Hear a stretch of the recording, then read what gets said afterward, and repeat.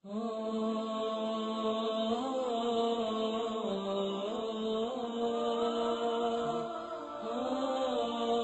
حق کا نام ہے، تیرے دل میں ہے علی؟ ہاں، کوئی حق تو نہیں دبایا، کسی یتیم کا مال تو نہیں کھایا، کسی کے پیسے تو نہیں دینے تجھ کو؟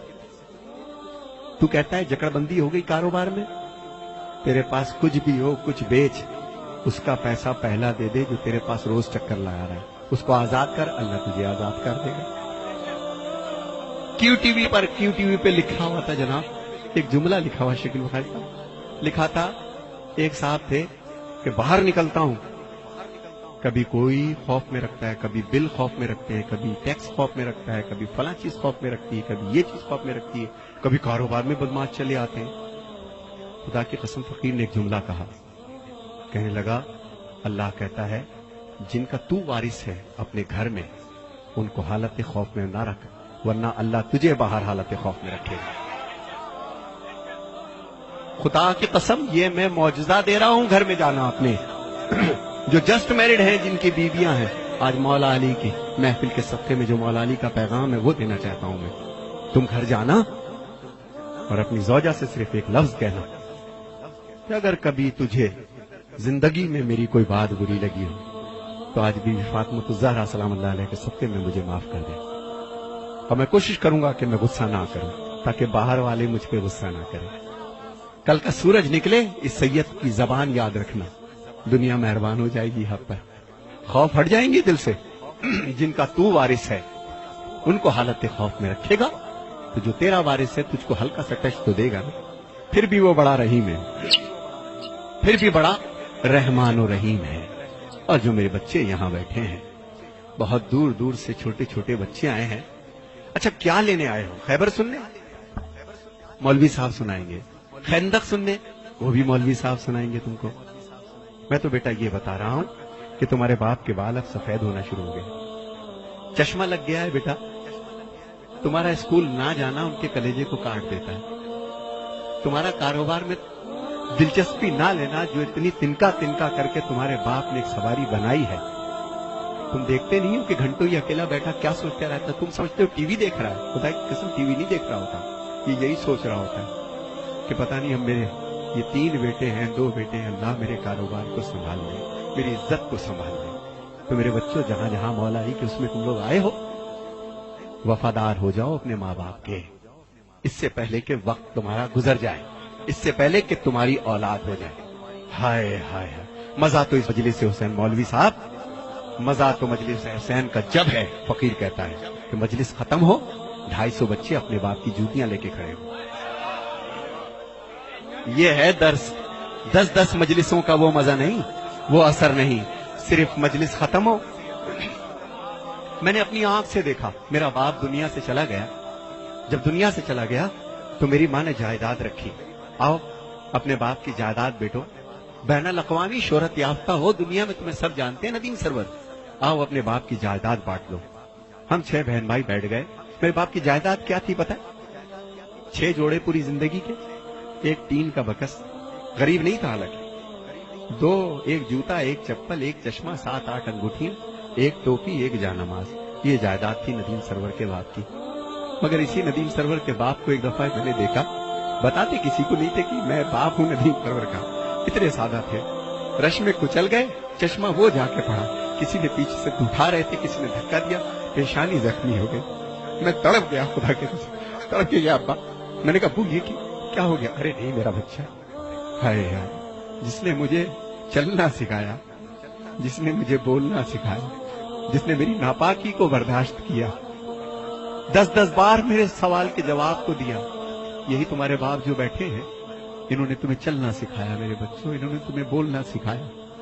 ماں کے اور باپ کے اب بدن میں وہ طاقت نہیں رہی، شادی ہو گئی تمہاری، اپنے کمرے میں جانے سے پہلے کم سے کم اگر تمہارے پاس وقت ہے تو 1 گھنٹہ اپنے ماں باپ کے پاس بیٹھو، یہ تمہارا انتظار کرتے ہیں، تم کچھ بھی کر لو یہ تمہارے لیے دعا کریں گے، دعا کریں گے۔ شادی ہو گئی، تم گھر میں آئے سیدھے اپنے کمرے میں، تمہیں نئی زندگی مل گئی، مگر وہ آنکھیں، ہائے ہائے، وہ آنکھیں اوڑھتی ہے خود تو بوسیدہ لباسوں کے کفن، اور چاہتوں کے پیرہن تم کو پہناتی ہے ماں، ہائے ہائے ہائے، پہلے بچے کو کھلاتی ہے بڑے ہی شوق سے، بعد میں جو کچھ بچے وہ شوق سے کھاتی ہے ماں.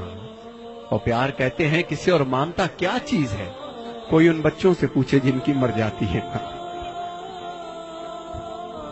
خدا تمہارے ماں باپ کو قائم رکھے.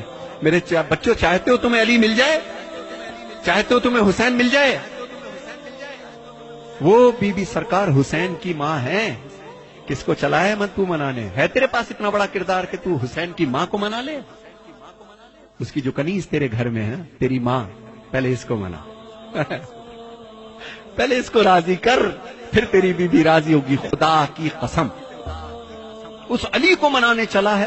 ہائے ہائے، یہ غلام جو علی کا، جس نے تجھے چلنا بولنا سکھایا، پہلے اس کو سکھا. تو میرے بچوں، یہ مت سمجھنا تم جتنے یہاں بیٹھے ہو کہ تم چل رہے ہو پھر رہے ہو، تمہارے باپ بے وقوف ہے. نہیں، زندگی گزاری سب جانتے ہیں کہ تمہارے تیز قدم کس چیز کی نشاندہی ہے.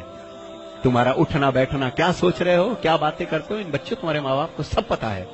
لیکن ان کو کبھی کبھی خوف ہو جاتا ہے کہ بچہ بڑا ہو چلا ہے، کہیں بدتمیزی نہ کر جائے. تو میرے بچوں، جنہوں نے تمہیں پال پوس کر کے جوان کیا ہے، آج اپنے باپ کا کاروبار دیکھو. اور وہ بچیاں جو اپنے بھر کے انتظار میں ہیں، میرا بیٹا، بیٹیوں جوان ہو رہی ہو، ایک بات ذہن میں یاد رکھنا کہ جو ماں باپ تمہاری زندگی کا فیصلہ کریں، وہ گویا بی بی فاطمہ الزہرا نے فیصلہ کیا تم لوگوں کا. اور میری بہنوں کے لیے ایک پیغام ہے. اے میری بہنوں، جب تک تمہارے سر ڈھکے ہیں اس وقت تک ہمارے سر اٹھے ہیں. میرے حسینیوں، یہی بات ہے کہ نہیں ہے؟ جب تک ہماری بہنوں کے سر ڈھکے ہیں، جب تک تمہارے کردار سلامت ہیں، جب تک تمہارے، بے شک تم کالج جاؤ، یونیورسٹی جاؤ، جو چاہے کام کرو، کردار کے ساتھ لگے کہ علی والی ہو. جب چلو تو لگے کہ کسی علی والے کی بہن ہو، کسی کی بیوی ہو، کسی کی ماں ہو، کسی کی زوجہ ہو. یہی میرا ایک پیغام ہے آج کے مولا علی کا. مولا علی کا غم کیا ہے میں اس کو بھی پیش کروں گا. مگر میرے بچوں، جی اب جو میرے بچے یہاں بیٹھے ہیں، 2 شعر میں پڑھوں گا صرف تنہائی پر، کہ میرے بچوں، جتنی تمہاری تنہائی پاک ہوگی، جب تنہا ہوا کرو تو ایک چیز پڑھا کرو، سورہ الحمد کی تلاوت کیا کرو. کیا سورہ؟ میں زیادہ بول رہا ہوں، آپ بور نہ ہوئیے گا، لیکن یہ میری اماں کی باتیں ہیں، یہ میری امی کی باتیں ہیں، جنہوں نے بچپن سے سکھائی، اور میں اب بچوں تک وہ چیز میں پہنچانا چاہتا ہوں، بچوں تک پہنچنا چاہتا ہوں. تو میرے بچوں، یاد رکھنا، اب جو میں کلام پڑھ رہا ہوں، جس وقت تمہیں کوئی نہیں دیکھ رہا ہوتا، مت سمجھنا کہ تمہارے ماں باپ سمجھتے نہیں تم کو کہ تم اس وقت بھی کیا کر رہے ہو. جب تم تنہا ہو تو اہدنا الصراط المستقیم سورہ الحمد کی تلاوت کیا کرو. اور جو مومن و مومنات یہاں بیٹھے ہیں، جس ذہنی اور جسمانی پریشانی میں ہو، شب جمعہ میں یا کسی بھی رات میں، بعد نماز یا شب میں، وضو کر کے 70 مرتبہ سورہ الحمد پڑھیے بسم اللہ کے ساتھ. معصومین فرماتے ہیں کہ عجب نہیں ہے کہ مردہ زندہ ہو جائے. دوبارہ نہیں بتاؤں گا. اور ایک چیز، اگر کوئی بہت بڑی پریشانی ہے تو 10 تسبیح اللہ الصمد، اللہ الصمد، 3 صلوات پڑھ کے اللہ الصمد، اللہ الصمد، اللہ الصمد. تیسرا سورج نکلے گا اور تمہاری مشکل حل ہو جائے گی انشاءاللہ. ایک شخص تھا جس کو پھانسی کی سزا ہو گئی تھی. اس نے قید خانے سے کسی کو پیغام بھیجا تھا. کسی آیت اللہ نے اس کو پرچے پہ لکھ کر کے دیا کہ تو بے گناہ ہے، اور ہو سکتا ہے کسی زیادتی کی بنا پر یہ پریشانی دیکھ رہا ہو، کسی کو پریشان کیا ہو، کسی کا دل دکھایا ہو تو نے، تو اللہ الصمد کی تسبیح کر روزانہ 10 دفعہ. اور دوران تسبیح اگر تو 4 دفعہ کرے اور بیچ میں سے کٹ ہو جائے کسی وجہ سے، تو باقی 6 بعد میں کر لو. 10 اس کو مکمل کرو، روز کرو، انشاءاللہ 3 دن میں تمہارے مسئلے کا حل آئے گا. اللہ